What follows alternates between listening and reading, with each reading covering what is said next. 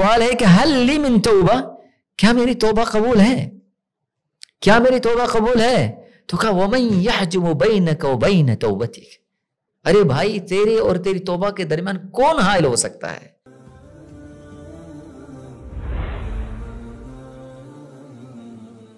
الحمد للہ رب العالمین والعاقبۃ للمتقین والصلاة والسلام علی سید الانبیاء والمرسلین نبینا محمد وعلی آلہ واصحابہ اجمعین اما بعد. حیاکم اللہ جمیعا، اہلا وسہلا مرحبا بکم ایھا الطلاب. الحمدللہ گزشتہ درس کے اندر علم کی تعریف کے حوالے سے اور معرفت اور علم کے حوالے سے کچھ فرق ذکر کیا تھا، اور یقین بات ہے کہ اس چیز کا علم ہونا طالب علم کے لیے بہت زیادہ ضروری ہے. کچھ چیزیں جیسے فقہ اللغہ لثعلبی اور اسی طرح اور بھی کتابیں ہیں جس کے اندر فروق اللغویہ موجود ہیں. ہم بعض یعنی الفاظ کو ترادف میں لیتے ہیں اور ان کا ایک فرق موجود ہوتا ہے. تو آج اسی حوالے سے آگے پیش قدمی کرتے ہیں. الحمدللہ آج بس جہاں سے ہم نے ختم کیا وہیں سے شروع کرتے ہیں. یہ فرق یاد رکھیے گا، کسی وجہ سے کہتے ہیں کہ علم کا ضد اور معرفت کا ضد یاد رکھ لینا چاہیے، تب بھی دونوں میں فرق نظر آئے گا. معرفت کا ضد ہے الانکار، معرفت کا ضد الانکار، اور ضد العلم ہوا الجہل.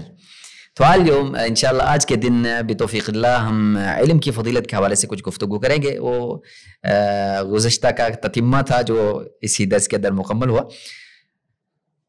یاد رکھیے کہ جتنی چیز اہم ہے اس کے فضائل بھی اتنے ہی زیادہ موجود ہیں، اور یہ یقیناً جس علم کی ہم بات کر رہے ہیں وہ علم عام علم نہیں ہے جس میں بات کی جائے کہ یہ علم ہے دنیاوی علم ہے. نہیں، ہم دین شرعی کی بات کر رہے ہیں. انشاءاللہ تقسیم علم کے حوالے سے ہم بات کریں گے کہ علم کی تقسیم ہے، اور علم دو طرح سے تقسیم ہوتا ہے. ویسے ہمارے ہاں تو ان کو علماء کی نظر میں فنون کہا جاتا ہے، لیکن اگر تقسیم طور پر کیا جائے تب بھی کوئی حرج نہیں، لا بأس به. تقسیم من حيث الاصطلاح لا بأس به، لیکن حقا هو العلم شرعی، هو الكتاب والسنہ. العلم کتاب و سنہ. علم جو ہے وہ قرآن و سنت کا نام ہے، قرآن و حدیث کا نام وہ علم ہے. اس کے علاوہ جتنے آپ کو نظر آئیں گے وہ سارے ہی فنون ہیں، سارے ہی فنون ہیں. اللہ کے علم شرعی کے اندر پھر کچھ مبادی ہیں، اور اس کے بعد کچھ اولویات ہیں، اور اس کے بعد کچھ تتمات ہیں، اور یہ ساری چیزیں موجود ہیں. لیکن علم، میں نے کہا کہ آج انشاءاللہ علم کی فضیلت کے حوالے سے بات ہوگی، اور یہ جب مطلق بات ہو علم کی مطلقاً بات ہو تو یہاں سے مراد علم شرعی ہے، کوئی اور علم نہیں ہے. کیونکہ ہم رسول اللہ صلی اللہ علیہ وسلم کے علم کے حوالے سے بات کی جا رہے ہیں، وہ یہ رسول اللہ صلی اللہ علیہ وسلم کی میراث ہے. ان الانبیاء لم یورثوا دینارا ولا درہما. تو انبیاء کی میراث کوئی سونا چاندی نہیں ہے، درہم و دینار نہیں ہے. انما ورثوا العلم، انہوں نے جو وراثت چھوڑی وہ علم کی وراثت ہے. اور وہ وراثت علم کون سی ہے؟ کتاب و سنت کا علم ہے، کتاب و سنت کا علم ہے. فمن اخذ بحظ وافر، اور جس نے یہ لے لیا، اس حصہ لے لیا، یقیناً اس نے ایک بہت بڑا حصہ لے لیا اور اس کو نصیب مل گیا کافی سارا.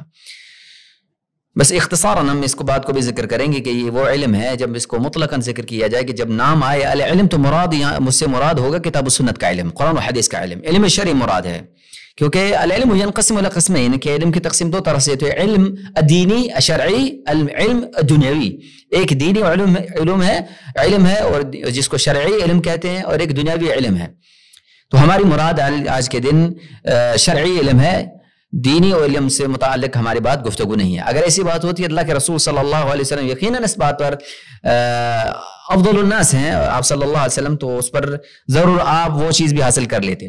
جیسا کہ حدیث میں آتا ہے آپ صلی اللہ علیہ وسلم جب مدینہ منورہ آئے، تعبیر نخل کا معاملہ جیسے آپ کے علم میں ہے کہ مدینہ منورہ کے لوگ ان کھجور کے باغات کے اندر ایک تعبیر کرتے، ایک خاص یعنی ایک طریقہ کار ہوتا ہے کہ آپ صلی اللہ علیہ وسلم نے دیکھا تو آپ نے فرمایا کہ اگر یہ نہ کیا جائے تو بہتر ہے. صحابہ نے وہ نہ کیا، اور جب پھل ہونے کا وقت تھا تو پھل مزیدار نہ ہوا. تو جب یہ بات اللہ کے رسول صلی اللہ علیہ وسلم کو علم ہوئی تو آپ نے فرمایا انتم اعلم بامور دنیاکم، فرمایا آپ اپنے دنیا کے معاملات کو مجھ سے زیادہ جانتے ہو. یعنی یہ بات فرمائی. اگر یہ چیز حقیقت کوئی فضیلت والی بات ہوتی تو اللہ کے رسول صلی اللہ علیہ وسلم پیچھے نہ رہتے، اس سے پیچھے قطعاً نہ رہتے. لیکن مراد ہے کتاب و سنت کا علم جو اللہ کے رسول صلی اللہ علیہ وسلم کے پاس اللہ کی طرف سے وحی آئی اور اللہ کے رسول صلی اللہ علیہ وسلم صحابہ تک پہنچا اور صحابہ نے پھر آگے یہ امت تک ساری بات پہنچی اور ہم تک پہنچی. اس علم کی بات ہو جائے تو سب سے پہلے یہ بات ہو رہی ہے کہ اس علم کی فضیلت کے لیے یہ بات ایک طالب علم ہمیشہ ذہن میں رکھے یکفی لہ شرفا وفخرا انہ فی عبادت اللہ. جب وہ اس علم کو سیکھ رہا ہے وہ طالب علم تو سمجھ لے اس کے علم میں اس کے شرف کے لیے اتنا ہی کافی ہے کہ وہ سمجھے کہ وہ عبادت میں ہے. یہ علم عبادت ہے. وہ فی عبادت وہ جہاد فی سبیل اللہ میں ہے. جیسا کہ حدیث کے اندر الفاظ ہیں آپ نے صلی اللہ علیہ وسلم فرمایا من سلک طریقا یلتمس فیہ علما سہل اللہ به طریقا الی الجنہ او کما قال نبی صلی اللہ علیہ وسلم. بہت سارے احادیث کے الفاظ مختلف اس باب کے اندر کہ وہ طریقہ ہے وہ راستہ ہے جس پہ اگر وہ علم کے لیے نکلتا ہے تو اللہ تعالیٰ اس کے لیے جنت کے راستے آسان فرما دیتا ہے. المہم تو سب سے پہلے یہ ارث الانبیاء یہ انبیاء علیہ الصلوۃ والسلام کی میراث ہے. یہ انبیاء علیہ الصلوۃ والسلام کی میراث ہے. اور جیسا کہ ابھی ہم نے آپ کے سامنے ذکر کیا کہ ان الانبیاء لم يورثوا درہما ولا دینارا انما ورثوا العلم فمن اخذ بحظ وافر کہ انبیاء کی میراث یہ علم ہے. نمبر 2 یہ یاد رکھیے گا کہ اللہ تعالیٰ اس کے درجات دنیا میں بلند فرما دیتا ہے اور آخرت میں بھی اس کے درجات کو بلند فرما دیتا ہے. اس سے علم کی بنیاد پر اللہ تعالیٰ ارشاد فرماتے ہیں سورہ مجادلہ کے اندر یرفع اللہ الذین آمنوا منکم والذین اوتوا العلم درجات فی الدنیا کہ اللہ تعالیٰ نے ان کو عزت سے نوازا ہے اور یقیناً جس بندے کو علم ملا اللہ تعالیٰ نے اس کے درجات کو بلند کر دیا اور اس سے بڑی کوئی فخر والی کوئی اور منزلت والی کوئی اور چیز نہیں ہو سکتی. اور آخرت میں تو درجات ہیں ہی ہیں ان کے لیے. ساتھ ہی یہ بات بھی یاد رکھنے لینی چاہیے ایک طالب علم کو کہ جب وہ علم سیکھ رہا ہے علم کے ساتھ جڑا ہوا ہے تو ان علماء کی گواہی کو اللہ تعالیٰ نے فرشتوں کی گواہی کے ساتھ جوڑ دیا. اللہ تعالیٰ نے جب اپنی وحدانیت کی بات ذکر فرما دی تو فرمایا شہید اللہ انہ لا الہ الا ہو والملائکۃ واولو العلم قائما بالقسط. جب اللہ تعالیٰ کی وحدانیت کی بات ہوئی تو اللہ تعالیٰ نے اولو العلم اہل علم کی اس گواہی کو بھی یہاں پر ذکر فرما دیا. ان کی شہادت کو ان کی گواہی کو بھی اس فرشتوں کے گواہی کے ساتھ جوڑ دیا. یہ فخر ہے اور یہ شرف ہے ان لوگوں کے لیے جو اس علم کے ساتھ جڑے ہوئے ہیں. اور یہ مراد ہے کہ اللہ تعالیٰ ان بندوں کے ساتھ خیر کا ارادہ فرما دیتے ہیں جن کو اللہ تعالیٰ اس علم سے نواز دیتے ہیں. ہم اہل الفقہ. اچھا یہاں پر ایک مسئلہ سمجھنا اختصاراً ضروری ہے کہ جیسا کہ صحیح بخاری کے اندر یہ روایت موجود ہے سیدنا معاویہ رضی اللہ عنہ سے کہ اللہ کے رسول صلی اللہ علیہ وسلم کا فرمان ہے من یرید اللہ بہ خیرا یفقہہ فی الدین. اس سے مراد نہیں صرف فقہ کا جس طرح یہ فقہ کا مسئلہ یہ فروعی ہے یہ اصل ہے یہ فرع ہے یہ قیاس ہے یہ فلاں ہے مقیس ہے یہ وہ مراد نہیں ہے. مقصود یہاں سے فقہ سے مراد ہے جس کو فقہ الاکبر کہا جاتا ہے جس کے سلام اللہ علیہ قاری کی کتاب ہے فقہ الاکبر جس سے مراد ہے کہ توحید کا علم. اولا اصول و سنت کا علم ہونا. اصول و سنت سے مراد یہ ہے کہ اللہ کی کتاب کا علم ہو سنت کا علم ہو اس کو توحید کا علم ہو اس کے بارے میں اس کو معرفت ہو حلال و حرام کا علم ہو. یہ مراد ہے من یرید اللہ بہ خیرا یفقہہ فی الدین. تو یہ مراد ہے ان علماء کے ساتھ یعنی کہ اللہ تعالیٰ انہی کے ساتھ اس بھلائی کا ارادہ فرماتے ہیں خیر فرماتے ہیں. سبحان اللہ. یہ علم وہ نور ہے. اس نور کی بنیاد پر ہی لوگوں کو روشنی ملتی ہے. ایک عالم ہی واللہ اس نور کی مراد ہے مانند ہے اس چمکتے دمکتے ستارے کی مانت ہے کہ اندھیرے رات میں اگر کوئی راستہ دیکھنا چاہے تو اس روشن ستارے کی روشنی کو دیکھ کر اپنے راستے کو دیکھ لے گا اور اپنے سفر پر گامزن رہے گا. تو لوگوں کے لیے ایک علم کو سیکھنے والا کتاب و سنت کے علم کو سیکھنے والا حقیقت ہادی مرشد رہبر ہے. اگر ایسا نہ ہو تو یقیناً بہت بڑا نقصان ہوتا ہے بہت بڑا نقصان ہوتا ہے. جیسا کہ اختصار سے آپ کے سامنے ذکر کروں کہ اللہ کے نبی صلی اللہ علیہ وسلم نے ایک مرتبہ کے ساتھ ذکر فرمایا جیسے کہ آپ کے علم میں بھی موجود ہے کان رجل من بنی اسرائیل قتل 99 نفسا کہ جس نے 99 قتل کر دیا 99 قتل کر دیے. اس کے دل میں اب خوف ہے اللہ تعالیٰ کا کہ مرنا تو ہے اللہ کے سامنے پیش تو پڑنا ہے. کیا جواب دیا جائے گا؟ اب یہ اس سوچ میں کہ حل لی من توبہ کیا میری توبہ قبول ہے. سبحان اللہ. لوگوں سے پوچھتا کہ میری تو کسی نے اس کو بتایا کہ جائیں فلاں عابد ہے ہاں عبادت اچھی کرتا ہے ریاضت بڑی ہے عابد ہے عبادت گزار ہے لیکن عابد ہونا الگ بات ہے اور عالم ہونا الگ بات ہے. سبحان اللہ. عابد ہونا الگ بات ہے اور عالم ہونا الگ بات ہے. تبھی تو اللہ تعالیٰ نے یہ نہیں فرمایا انما یخشی اللہ من عبادہ العلماء, یہ نہیں فرمایا انما یخشی اللہ من عبادہ العابدون, میں یہ نہیں ذکر فرمایا.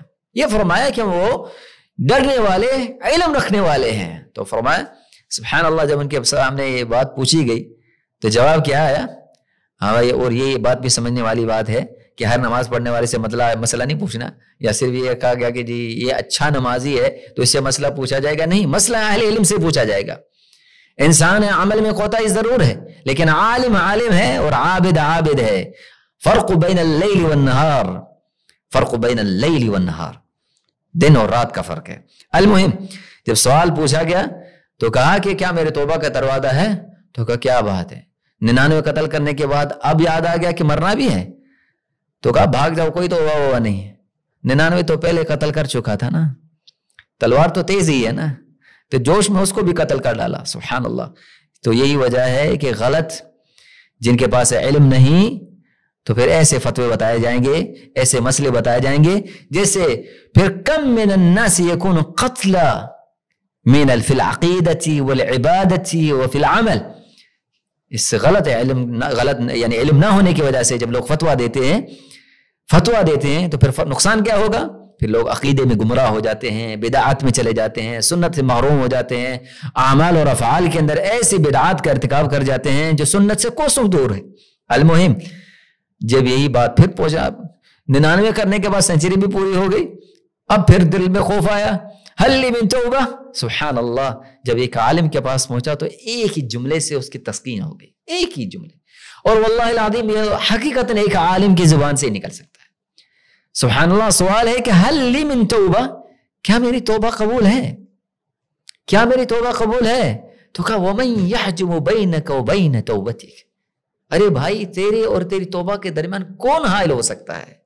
یہ وہ جواب تھا جو اس کے دل پر جو غصہ, وہ شدت اور حدت جو اس کے دل کے اندر تھی بیٹھ گئی. تو پتہ چلا کہ عالم ہی وہ نور ہے جس سے لوگ روشنی حاصل کریں گے. تو اس علم کے ذریعے ہی روشنی حاصل ہوگی. بہر کیف علم کے فضائل بہت زیادہ ہیں, انشاءاللہ ہم اپنے اگلے درس کے اندر بقایا کو ذکر کیا جائے گا. نکتفی بهذا القدر انشاءاللہ. جزاکم اللہ خیر وما علینا الا البلاغ. شکرا لکم جزیلا.